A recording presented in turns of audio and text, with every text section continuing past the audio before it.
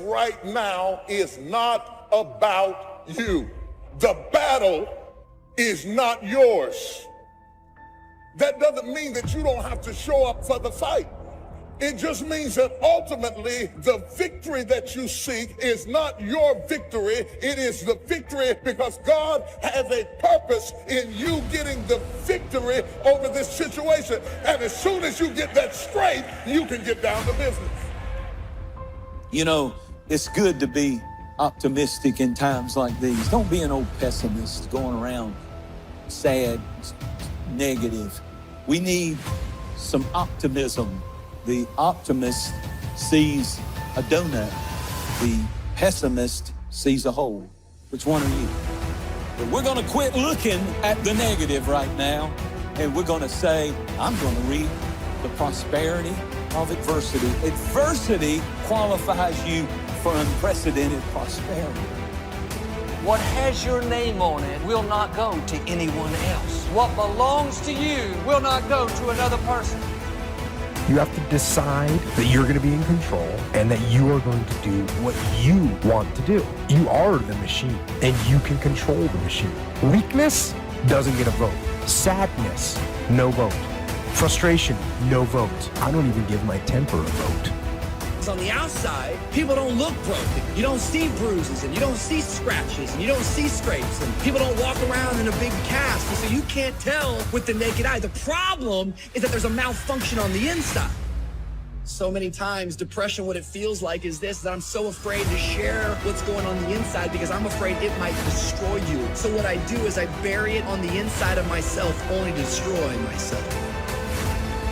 Open people like to live on the periphery of boundaries, and they like to break boundaries between things because interesting things happen when you think a different way, when you think outside of the box, so to speak. That's what open people do. They always think outside of the box, no matter what box you put them in. You know, and sometimes you meet people that are so open that they're completely disorganized. Their thought process is almost completely associational, like a dreamer. They just jump from one thing to another. They're very interesting to talk to. It's very hard for those people to get their lives together because they're interested in absolutely everything and their attention just flips all over the place. You can have what other people can't have. You can go where other people can't go. You can ask what other people can't ask for because you are not a whosoever. Quit acting like a whosoever. Quit asking like a whosoever. Quit asking like you don't have a right to go in boldly and ask. You are a chosen generation. You are a peculiar people. Say, I'm not a whosoever. You were not born to live a boring life, a limited life. You were not born to have eyes, but can't have vision at the same time. Come on. People say life is short and unpredictable. No, life isn't short. It's just too many people take too long to start living on their terms. 14 years wasted. You can't get that back. But I'm living the life that I'm supposed to live, and I'm embarrassed. I took so long. If we have any lack, it is not because we lack money or opportunity or resources. It is because we lack ideas that have taken form from information. If you search, you will find. So that is the way to discover ideas and life-changing information. Search. In order to find, you must search. You must go and engage in conversations with people of substance.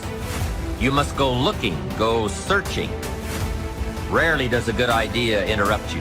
And as you make a diligent search, you will find just the ideas you need.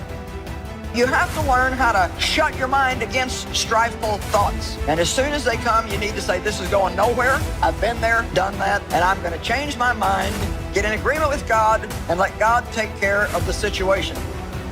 Sometimes God proves his love to us by what he's not letting us have. Doesn't mean that it's never going to happen. We just have to spend more time in the weight room, growing, developing, learning to forgive, learning to keep a good attitude when things aren't going our way. You know what? Some of us are so used to bad that we reject better when it comes. I'm asking you to have some faith, have some courage, believe, drive your doubts into a small corner. Don't let them loose like a mad dog, drive you into a small corner. Don't doubt the future. Don't doubt the possibilities. And here's the most important one of all. Don't doubt yourself. If I've got miracle working power to change my life, so do you. If I can grow, you can grow. I'm asking you, don't sell yourself short. You want to keep a social distance from poverty, social distance from hard times, social distance from living a life of mediocrity, social distance from people who are not going anywhere, a social distance from people who don't want anything, social distance from people who don't have goals and dreams. Why? Because they rub off on you. But I wonder, have you taken the time to think about, why am I doing this in the first place? Am I trying to prove something to someone who disrespected me 10 years ago, who isn't even paying attention to my life anymore? Why am I posting this? To impress people who follow me on social media that don't even really know me? What is my reason for doing what I'm doing? The next time that you're feeling weak or you're feeling lazy or you're feeling emotional, tell them you are declaring martial law on your mind and impose what you want on your brain and use that mind control to move your life where you want it to be.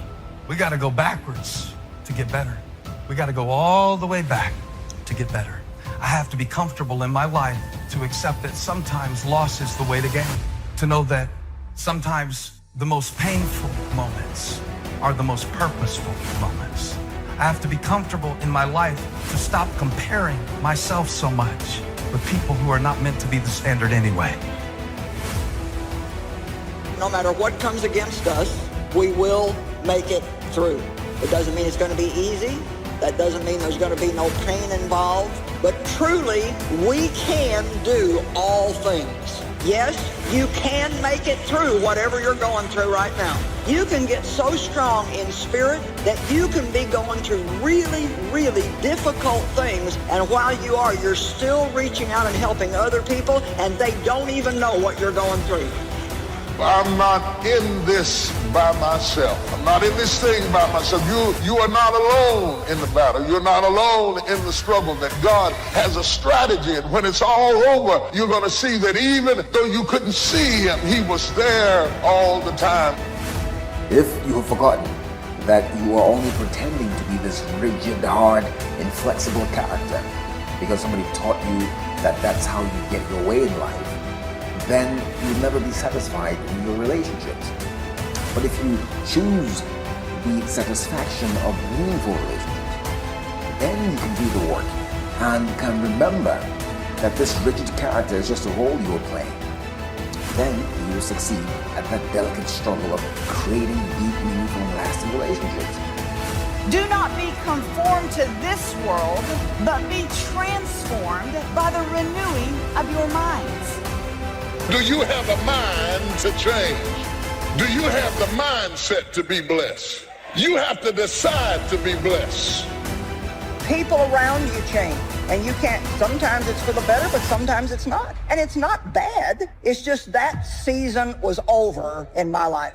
And so here's the thing, if we try to keep hanging on to something when God is finished with it, there's no point in continuing to try to hang on to something that God's done with, because all it's going to do is keep you from the next great thing that God has for you.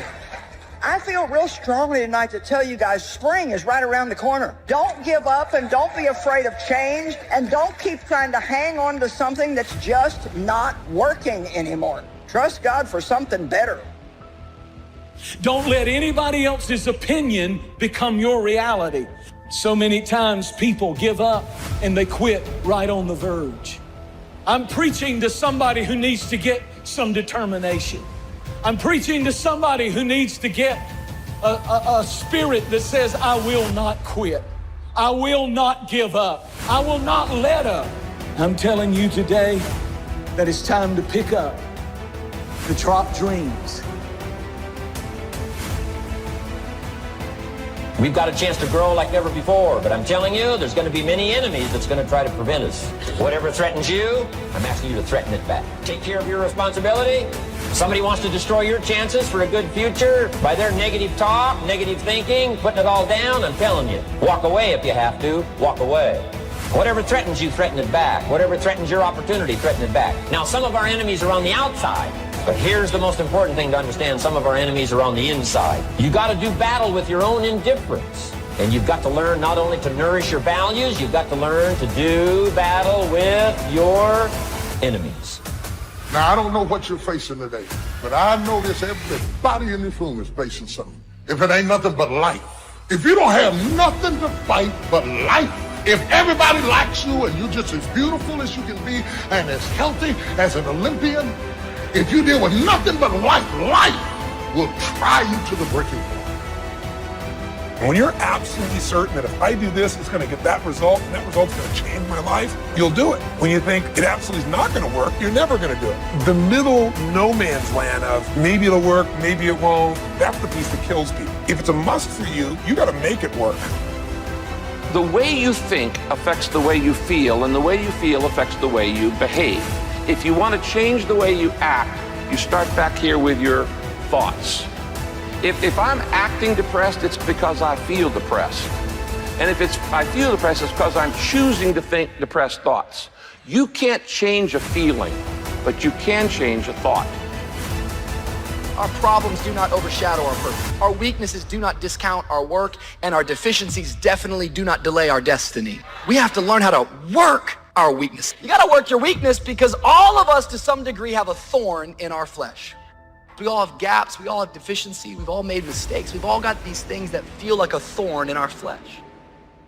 So often people don't know how to achieve something, and because they don't know how, they don't spend a lot of time getting additional clarity. They don't spend time imagining what the future would look like with that thing or being that thing or creating that thing, because they get stuck on the how.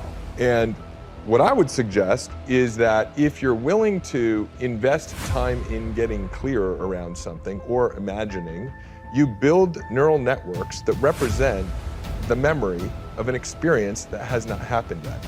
People can change their standard by getting around where it's better. People can change their standard by getting associated what's true, like the bills they gotta solve, the problems they gotta do it, but they gotta find the why, and they gotta come up with some daily rituals to get them going, and just do a step at a time. That's where you get momentum.